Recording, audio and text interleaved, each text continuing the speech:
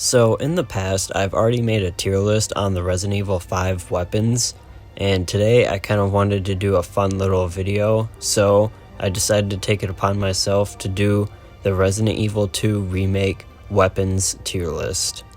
I think if there's any weapons that I have left out in this tier list, it would be the Samurai Edge handguns that you get exclusively for the game, but that's about it. But with that being said, let's go ahead and get right into this video, starting with the minigun. The minigun is indeed a perfect weapon in Resident Evil 2 Remake. It's a great weapon for taking down all of the bosses and even William Birkin in all of his stages. The game usually gives you the minigun when you're playing Claire's scenario right before one of the final Birkin fights. It's a really good gun to just completely unload on your enemies, but one thing you definitely have to keep in mind is ammo consumption, because if you get a little bit too trigger happy, then you will go ahead and waste all of your ammo in a matter of seconds. The minigun is going to earn its spot right at the top of this tier list in the perfect category. But now we can go ahead and move on to the next weapon, which is the Spark Shot. I put the Spark Shot in the OK tier list category because I actually never really used it that much, and therefore I never really cared for it that much either. As you guys may already know, the Spark Shot takes a long time to charge up and deal damage to your enemies, but if you have enough time to stand there and charge up that Spark Shot the whole time, it will do a highly significant amount of damage to your enemies. It's found in the supplies storage room once you've reached the lower part of the sewers, so it kind of takes quite a while for you to even acquire the gun while playing. In my honest opinion, there's a lot more effective ways that you can take down your enemies in Resident Evil 2 Remake. Next up we have the M19, which I think is a great gun, so that's exactly where I'm going to put it in terms of this tier list. It's actually a really great handgun in which you can only get while playing Leon's second scenario, and it actually has a really cool little Easter egg to it in which you can actually hold it in the same kind of style that Leon holds the handgun when using his selectable costume in the original Resident Evil 2. That's just a cool, neat little fact that I'm not sure many people actually knew about this game. Okay, so now moving on, we have the anti-tank rocket launcher, which I'm just going to go ahead and say it now, I think is probably one of the most OP guns in this game. For a rocket launcher, it does kind of shoot slow, and it does take a very long time to reload it if that's something that you actually have to do. So if we're rating this in terms of all rocket launchers in Resident Evil, I wouldn't say that this is the best, but it's hard to kind of put this in a tier list along with other weapons when this is an anti-tank rocket launcher and it literally can just blow every enemy to smithereens. So we will be leaving this right up there in the perfect tier list, and we will be moving on to the next weapon, which is the flamethrower. I think a good word for this weapon is that it's good, so that's exactly where I put it on this tier list. It's wise if you try to save the flamethrower for any kind of boss fight or tense situation, because the game definitely leaves you running around looking for fuel the whole time, and it's not easy to just pick up fuel left and right. It's also only acquired in the supplies storage room in the lower part of the sewers, so you don't really get to use it that much except for the lab section.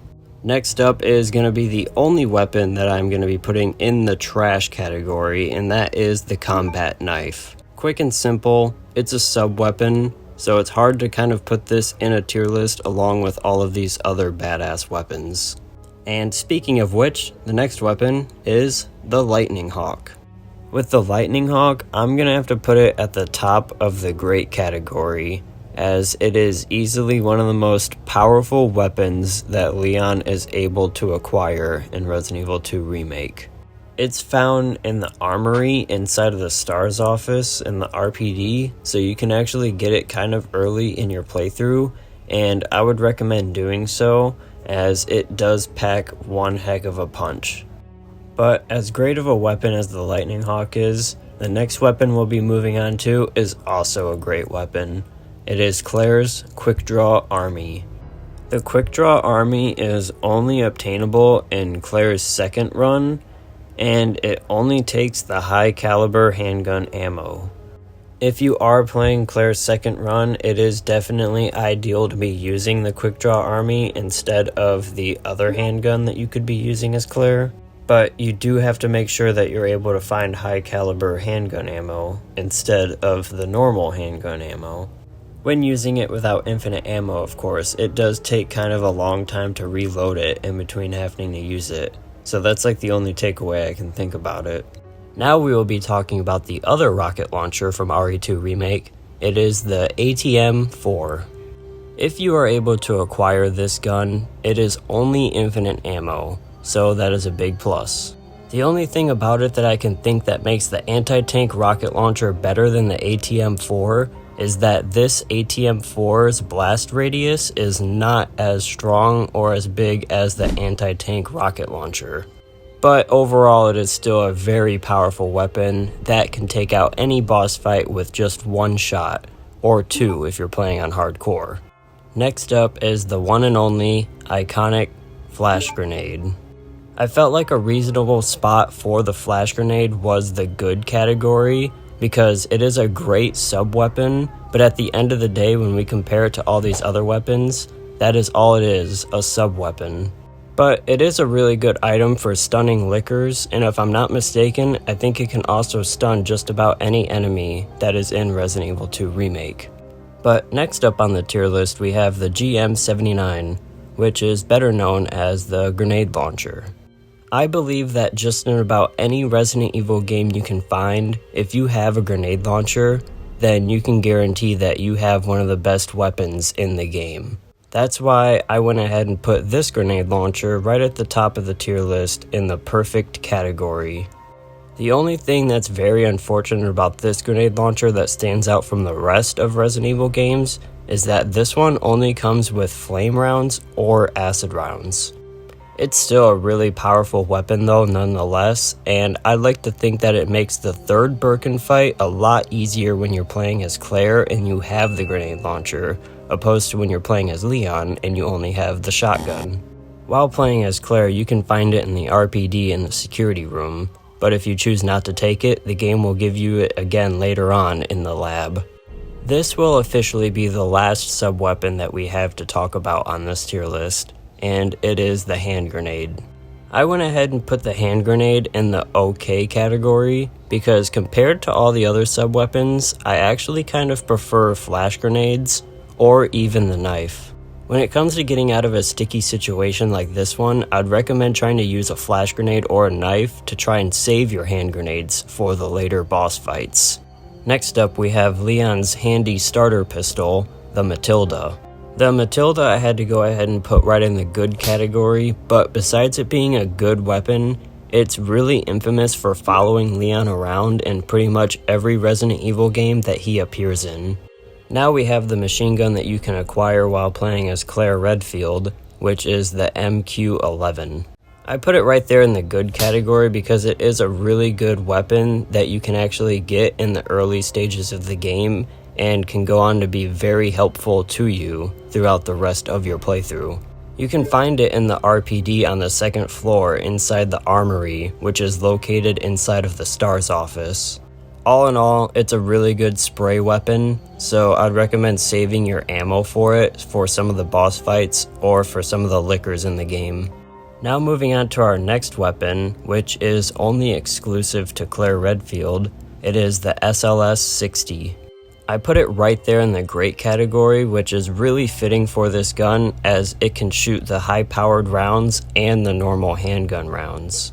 You can only use this gun when you're playing Claire's second scenario, Claire B, but you can also actually use it when you're playing as Catherine Warren, also known as the mayor's daughter, when you're doing the DLC episode, The Runaway.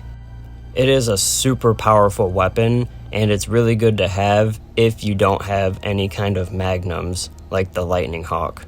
Now we are moving on, we only have 2 weapons left, and this is our last assault rifle. Now we will be talking about the LE5, which is only exclusive to Hunk. Normally you can only use this gun if you're playing the 4th Survivor, which is also known as Hunk's playthrough, but if you're able to actually beat the game on hardcore on any scenario with an S rank, then you will be able to acquire the LE5 for your actual playthroughs, and it'll have infinite ammo. The very last weapon on this tier list is going to make its way at the bottom of the perfect category, and that is going to be the W870. I forget whether it's called the W870 or the W870, but regardless of what it's called, it is a really good shotgun, and if I'm not mistaken, yeah, I'm pretty sure it's the only shotgun in the game. This gun is only exclusive to Leon, but you can also find it in the security room on the first floor inside the RPD. Apart from the main campaign, you can actually use this shotgun in the Ghost Survivors DLCs, like Hunk's, the Sheriff, the Forgotten Soldier, and Robert Kendo's story. And if you're also someone that likes to run through and collect every item while playing the campaign, then I'd recommend trying to get the long barrel and the shotgun stock for the W870, as it definitely deals a lot more damage to your opponents and makes shooting with it a lot more precise. Unfortunately, there isn't any more weapons to talk about in Resident Evil 2 Remake, as we have just covered them all. And now that we're here, we can actually look back and review my tier list, and you guys can agree or disagree with what I have. So at the top, for the perfect weapons, we have the anti-tank rocket launcher, the ATM-4, the minigun, the GM79, and the W870. Below that, in the great category, we have the Lightning Hawk, the LE5, the SLS-60, the M19, and the Quick Draw Army. The good weapons are the Flamethrower, the MQ-11, the Matilda, and the Flash Grenade subweapon. The okay ones are the Hand Grenade subweapon and the Spark Shot. And the only thing that is in the trash category is the Combat Knife, but I only put that there because it's pretty trash if you're trying to actually eliminate an enemy with it. So there we have it. I hope you guys enjoyed this tier list and actually agreed with it. I would take no offense at all if there's anything that you guys caught that I said wrong or you guys disagreed with, so definitely feel free to go down in the comments and voice your opinion. So lastly, I post every single day, so make sure you guys hit subscribe and tune in for the next video tomorrow. Peace.